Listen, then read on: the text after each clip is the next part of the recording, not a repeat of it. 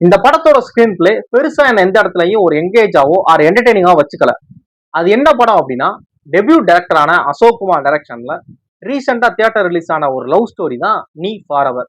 இது என்ன மாதிரியான ஒரு லவ் ஸ்டோரி அப்படின்னா, வணக்கம், நான் ஆனந்த். படத்தோட ஹீரோ வந்து ஒரு ஆப் டெவலப்பரா இருக்காரு. ஹீரோயின் வந்து ஒரு ஏடி அசிஸ்டன்ட் டைரக்டரா ஒர்க் பண்ணிட்டு இருக்காங்க. ரெண்டு பேருக்குமே அவங்க ப்ரொஃபஷனல் ரிலேட்டடா சில டவுட்ஸ் கிளியர் பண்ணணும் அப்படிங்கிறப்ப ஒரு டேட்டிங் ஆப்குள்ள தன்னோட ஐடி எனபிள் பண்றாங்க, என்ரோல் பண்றாங்க. இவர் வந்து ஒரு ஆப் டெவலப்பர் அப்படிங்கிறப்ப இவர் வந்து ஒரு ஒரு ஆப் டெவலப் பண்றாரு அப்படிங்கிறப்ப அதுக்கு இந்த டேட்டிங் ஆப்பை யூஸ் பண்ணி அவரோட டவுட்ஸை கிளியர் பண்ணி நம்ம ஒரு ஆப்பை புல் பண்ணலாம் அப்படின்னு அவரும் இவங்களுமே ஒரு லவ் ஸ்டோரி ரைட் பண்ணிக்கிட்டு இருக்காங்க. அப்படிங்கிறப்ப நம்ம இந்த மாதிரி டேட்டிங் ஆப் யூஸ் பண்ணோம்னா இப்ப இருக்கக்கூடிய ஆண்களோட மனநிலை எப்படி இருக்கு, அவங்க என்ன மாதிரி விஷயங்களை இப்ப பெண்கள் கிட்ட எதிர்பார்க்கறாங்க, இன்னமும் அதே அந்த காலத்துல இருந்த மாதிரி இருக்காங்களா இல்ல சேஞ்ச் ஆயிருக்காங்களா அப்படிங்கிறத தெரிஞ்சுக்கிறதுக்காக இவங்களுமே அவங்களோட அந்த டேட்டிங் ஆப்பை யூஸ் பண்றாங்க. ஒரு கடத்தை ரெண்டு பேரும் மீட் பண்றாங்க. அப்படி இந்த டேட்டிங் அப்படி மீட் பண்றப்ப நம்ம ஏதாவது ஒரு காஃபி ஷாப்ல மீட் பண்ணுவோம் அப்படிங்கிற ரெண்டு பேருமே தன்னோட ப்ரெஃபரன்ஸ் சொல்ல மாட்டேங்கிறாங்க. ரெண்டு பேருமே அந்த டேட்டிங் ஆப் வந்து மேட்சிங்காக யூஸ் பண்ற மாதிரி மீட் பண்றாங்க. ரெண்டு பேருக்கும் சின்னதா ஒரு கெமிஸ்ட்ரி ஸ்டார்ட் ஆகி ஒரு ஃப்ரெண்ட்ஸா ஸ்டார்ட் ஆகி அந்த கெமிஸ்ட்ரி வந்து ஒரு லவ்வா கன்வெர்ட் ஆக போற நேரத்துல ரெண்டு பேரும் ப்ரொபோஸ் மட்டும் பண்ணல. அந்த லவ்வா சேஞ்ச் ஆக போற நேரத்துல ஒரு பெரிய பிரச்சனை வெடிக்குது. இதெல்லாம் அவங்க எப்படி சால்வ் பண்ணாங்க, இந்த காதல் சேர்ந்துச்சா சேரலையா, எப்படி சேர்ந்துச்சு அப்படிங்கிற ஒரு படம் தான் இந்த நீ ஃபாரெவர். படத்துல நடிச்ச என்டையர் கேஸ்ட் அண்ட் குரூவுமே, படத்துல டெபியூ டைரக்டர் அப்படிங்கிறப்போ மொத்த கேஸ்ட் அண்ட் குரூவுமே ஒரு டெபியூட் மாதிரி தான் தெரியுது. ஹீரோ ஹீரோயின் எல்லாருமே புதுமுகங்களா இருக்காங்க. எல்லாருமே அந்த கேரக்டரைசேஷனுக்கு என்ன மாதிரியான நடிப்பை கொடுக்கணும் அப்படிங்கிறது ரொம்ப நல்லாவே கொடுத்துருக்காங்க. நான் ஓப்பனிங்ல சொன்ன ஸ்கிரீன் பிளே பெருசா என்டர்டெய்னிங் ஆகல. அது ஏன் அப்படின்னா, இப்போ வந்து ஒரு லவ் ஸ்டோரி அப்படிங்கிறப்ப படத்துல வந்து ஏதாவது ஒரு சஸ்பென்ஸ், ஏதாவது ஒரு விஷயம் இருந்து, ஏதாவது ஒரு கொஸ்டின் மார்க் இருந்துச்சு அப்படின்னா அதை நோக்கியே நமக்கு அந்த இது போகும், அந்த ஒரு எந்த ஒரு எதிர்பார்ப்பு போகும். அப்படிங்கிறப்ப நம்ம பெருசா டைம் போறத வந்து நம்ம ஃபீல் பண்ணவே மாட்டோம், டயத்தை யோசிக்கவே மாட்டோம், மணி வாட்ச் பார்க்கவே மாட்டோம். ஆனா இதுல பாத்தீங்க அப்படின்னா படத்துல சின்ன சின்ன காமெடிகள் இருக்கு, ஃப்ரெண்ட்ஸ் எல்லாம் இருக்காங்க, ஹீரோக்கு சின்ன ஃப்ரெண்ட்ஸ் வராங்க, அவங்க அடிக்கிற காமெடி எல்லாமே சில காமெடிகள் மட்டும் தான் எனக்கு கனெக்ட் ஆச்சு, சிரிப்பு வந்துச்சு. மற்றபடி பெருசா வந்து அந்த ஸ்கிரீன் பிளே வந்து ஒரு என்டர்டெய்னிங்கான ஸ்கிரீன் பிளேவா இருந்துச்சு சொல்ல முடியல. படம் போறது வந்து சில இடங்கள்ல கொஞ்சம் ஒரு மாதிரி தான் எனக்கு ஃபீல் ஆச்சு, ஒரு போர் அடிக்கிற ஃபீல் தான் எனக்கு கொடுத்துச்சு. அப்புறம் படத்தோட ரைட்டிங் ஒர்க் வந்து ரொம்ப நல்லா இருந்துச்சு.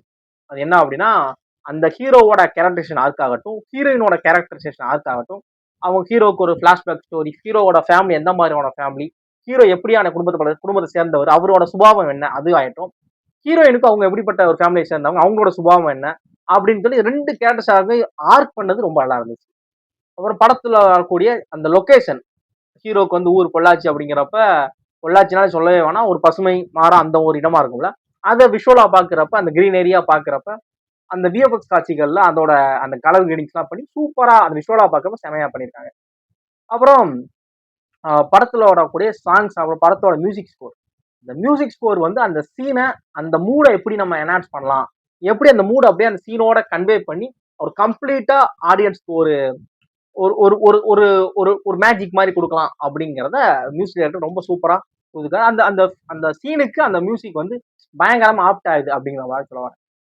அப்புறம் படத்துல வரக்கூடிய என்டையர் கேஸ்ட் அண்ட் க்ரூ, படத்துல சில சீனியர் ஆர்டிஸ்ட் இருக்காங்க, ஒய்ஜி மகேந்திரன் இருக்காரு, நெல்லுகள் ரவி இருக்காங்க, இவங்க எல்லாருமே அந்த கதாபாத்திரத்தை வந்து இவங்கெல்லாம் ரொம்ப சீனியர் ஆர்டிஸ்ட் அப்படிங்கிறப்ப எந்த ஒரு கதாபாத்திரம் கொடுத்தாலும் சரி, டைரக்டர் என்ன வேணும், டைரக்டருக்கு என்ன மாதிரியான ஒரு நடிப்பு வேணும் அப்படிங்கிறத கேட்டு அசால்ட்டா பண்ணி கொடுத்துட்டு போயிடுவாங்க.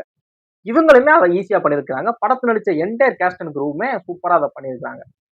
படத்துல வந்து டாட்ஸை கனெக்ட் பண்ணது, ஒரு ரெஸ்டாரண்ட்டை வச்சு அதுக்கு ஒரு டாட்ஸை வச்சு அதை கிளைமேக்ஸை கனெக்ட் பண்ணதாகட்டும், படத்தோட டைட்டிலோட ஒரு கனெக்ட் சொல்லி படத்துல நிறைய கனெக்ஷன் பண்ணியிருக்காங்க. அதுல அந்த டாட்ஸை கனெக்ட் பண்ணது எல்லாமே ரைட்டிங்காவே ஒரு ஒரு ஒரு நல்லா இருந்துச்சு, ஒரு கிளாப் பண்ணலாம்னு வச்சுக்கோங்க, சூப்பரா நல்லா இருந்துச்சு. அந்த மாதிரி விஷயம் செம்மையா பண்ணியிருந்தாங்க.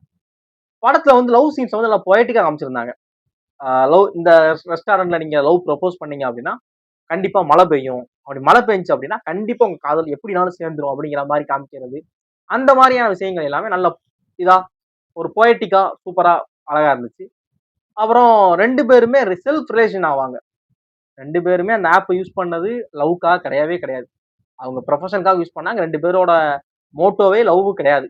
ஆனா அந்த ஆப் அவங்கள சேஞ்ச் பண்ணி ரெண்டு பேரோட கேரக்டர்ஸ் பிடிச்சு போய் ரெண்டு பேரும் ஒரு கட்டத்துல செல்ஃபா ரியலைஸ் ஆகுற அந்த ஒரு கதாபாத்திரமாகட்டும், படத்தோட கிளைமேக்ஸ்ல சின்னதா ஒரு மெசேஜ் கொடுத்துருக்காங்க.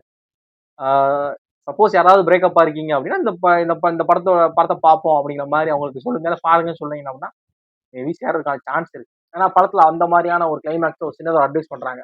அது தேவையாவும் இருக்கு. இந்த மாதிரியான பிரேக்கப்ல இருக்கிறவங்க, சில பிரச்சனைகளை போய்கிட்டு இருக்க லவர்ஸ்க்குலாம் இந்த மாதிரியான இது விஷயங்கள் இருக்கு. படம் நீங்க பார்க்க நினைச்சீங்க அப்படின்னா, படம் உங்க நியர்பை தியேட்டர்ல நிச்சயம் அவைலபிளா இருக்கும். பார்க்க நினைச்சா தாராளமா பாருங்க. படத்துல குழந்தைகளோட பார்க்குறோம், ஏதாவது தவறான காட்சிகள் அப்படிலாம் கிடையாது. ஒரு லவ் ஸ்டோரி அப்படிங்கிறப்ப டீசென்ட்டான லவ் ஸ்டோரியா தான் இருக்கு. எந்த இடத்துலயுமே அது ஒரு ரொமான்டிக்கா ரொம்ப கிஸ்ஸஸ் சீன், ஒரு செக்சுவலாவோ, ஒரு எரோட்டிக்கான காட்சிகள் அப்படிலாம் எதுவுமே இல்லாம டீசென்ட்டான ஒரு லவ் ஸ்டோரி எப்படி இருக்கும்? அந்த மாதிரியான ஃபிளாட்ல தான் போகுது. அந்த நான் சொன்ன அந்த ஒரு விஷயம் தான் எனக்கு பெருசா. அது உங்களுக்கு மேபி பிடிக்கலாம். அது உங்களோட ஒப்பீனியன், பாயிண்ட் ஆஃப் வியூ தான். எனக்கு வந்து அந்த ஸ்கிரீன் பிளே வந்து பெருசா ரொம்ப கிரிப்பா, அப்படியே சிரிச்சு சிரிச்சு என்ஜாய் பண்ணேன் அப்படிங்கிற மாரி இல்ல. போச்சு அப்படியே பார்த்துக்கிட்டேன் ஓகே. அப்படிங்கிற மாரி ஏதோ ஒரு பார்க்குற மாரி தான் இருந்துச்சு. பெருசா நான் என்ஜாய் பண்ணேன். அப்ஸ் அண்ட் டவுன்ஸ் இருந்துச்சு அப்படின்னு சொல்ல வரல. அதாவது ஃபிளாட்டா இருந்துச்சுங்கிற மாரி மீன் பண்றேன். மத்தபடி ஃபேமிலியோட பார்க்கணும்னா தாராளமா படத்த பார்க்கலாம். பாருங்க. இந்த படம் உங்களுக்கு பிடிச்சிச்சா, பிடிக்கலையா அப்படிங்கிற உங்களோட ஒப்பீனியன் மறக்காம ஷேர் பண்ணுங்க. என்டையர் காஸ்ட் அண்ட் குரூ அந்த நீ ஃபார் அவர் டீமுக்கு என்னோட பெஸ்ட் விஷஸ். தேங்க்ஸ் ஃபார் வாட்சிங்.